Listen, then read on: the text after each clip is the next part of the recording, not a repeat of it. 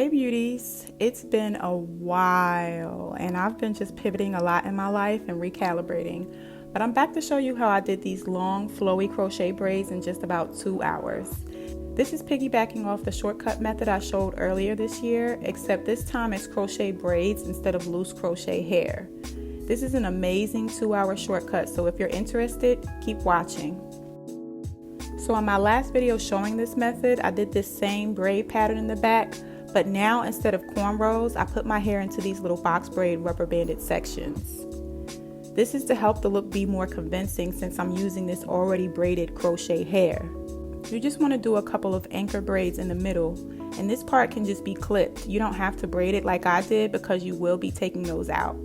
But I did about 7 rows of rubber banded sections going from the middle out towards my ears, and that's important. You want to make sure you start in the middle and go out towards your ears because you'll be bringing it back towards the middle, and that's how you do your style.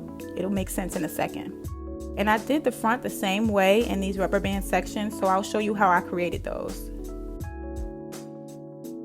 You just want to part off a little box and tie it into a rubber band.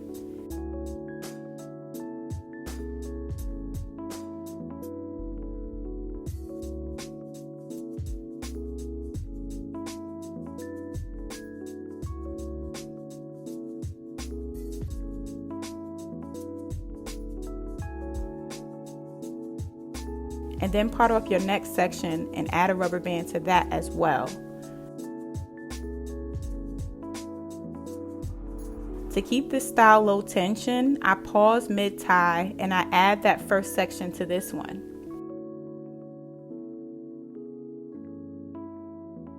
It's important to keep the rubber bands to a minimum to avoid a lot of pulling and breakage. So I try to keep each section at just 1 rubber band.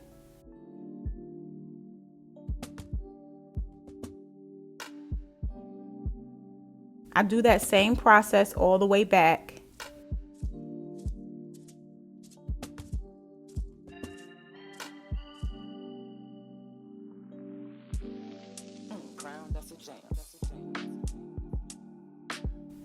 And that's going to be my style in the front.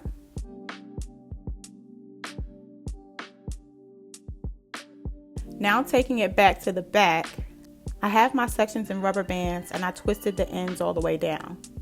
I'm going to be using those ends to latch the crochet braids onto with a beater. So getting into the main part, I have my section ready and you can see I've unbraided the middle braid and I have a bit of that loose in the middle because that will be where I anchor everything. That's going to be where I tie it all together. So what you want to do is take a string of your crochet hair, and I have this on some yarn because this is my second time using this hair. So what I do is count off about half of the crochet braids because that will be enough for this half section I'm attaching it to. And I just slide the beater right through the loops at the top of the crochet braids. This is really easy and I'm not speeding it up to show how fast it's done. When you have half of them on, you just want to take some scissors and make sure you cut the yarn that's furthest away from your other half of crochet hair. You do this so that you can slide it right off the string without worrying about the rest of the hair sliding off. And then you just put the rest away for later. Now you can see I have the crochet braids on the beater ready to go. And don't worry about it matching the number of box braid sections you parted because you want this hair to be full enough to cover them to a degree. So now I'm taking the end of that back row and I'm sliding it through the loop of the hair beater. You want to slide it through at the end of your hair because that's the thinnest part and therefore the easiest part to get the crochet hair onto.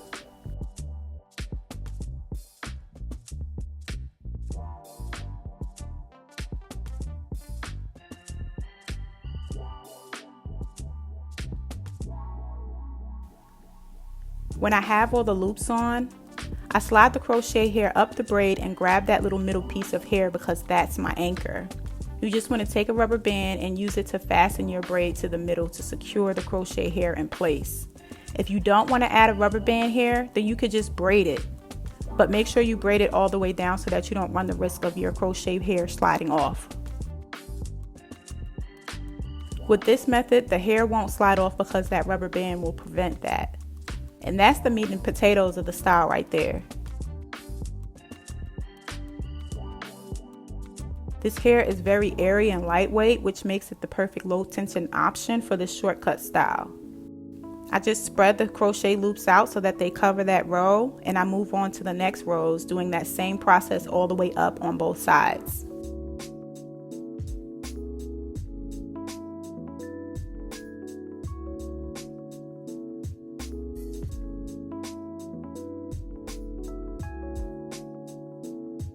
So when you're done anchoring each row in the middle, you want to then just twist or braid that middle section down.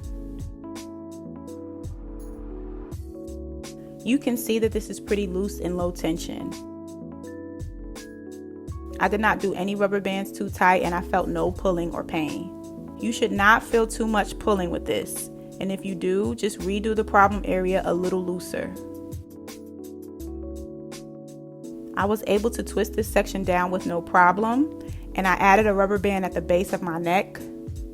Continued to twist to the end and added one last rubber band at the end before pinning the braid upward to lay flat in the middle section.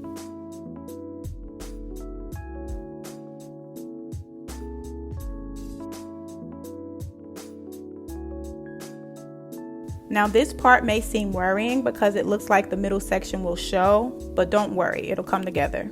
You can see me sliding the loops to kind of cover the middle more. And you can even add some more crochet braids directly over the middle part if you want. But to keep this brief, I just pinned it and I saved the top row because that's going to be my thickest row. That's what's going to help cover the middle, is that top row mainly. Now onto that top row, I do the same process as the previous rows, except this time instead of anchoring it in the middle, I decided to anchor it to one of the rubber banded sections I had already done in the front.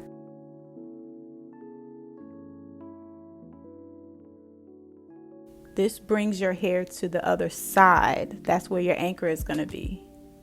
What I wish I had done was saved a little more crochet braids so that this row would be fuller, but it still worked out in the end. You just want to add one last rubber band to attach the end of that last braid to one of your front sections. And that's the whole back. As you can see, you can't see the middle section because the hair is so full and wavy. And I think this came out great for my first try at this. The hair elegantly cascades down my whole back, but it's still super lightweight, and I think it's so pretty. So coming back to the front sections, in order to blend the ends with the crochet hair, all I did was grab one of the crochet braids from the back, and I lost my clip here, but I added a rubber band to the top. Then I twisted my hair down, eventually adding some of that wavy hair at the bottom of the crochet braid to my real hair. I'm really lucky that the texture of this crochet hair matches my natural blown out hair really well, so it wasn't hard to get it to blend. And there you have it. I wasn't sure how this was going to turn out, but it was a pretty seamless process, and it's such a girly and fun look. It's cunty or whatever. And here's me showing you how it looks with a little half up, half down action in the back. And if you're really worried about the middle showing, then you could definitely just wear it like this, and it would really cover the middle. I mean, you can hardly tell that this is crochet. If I didn't know any better, I would think this was a style that took at least 4 to 5 hours, but nope. This is a wonderful shortcut, and I've been having a lot of fun wearing it and just trying different styles in it. So as always, like this video, let me know if you have any questions in the comments, and subscribe for more nifty hair tricks, and I'll see you again soon, my loves.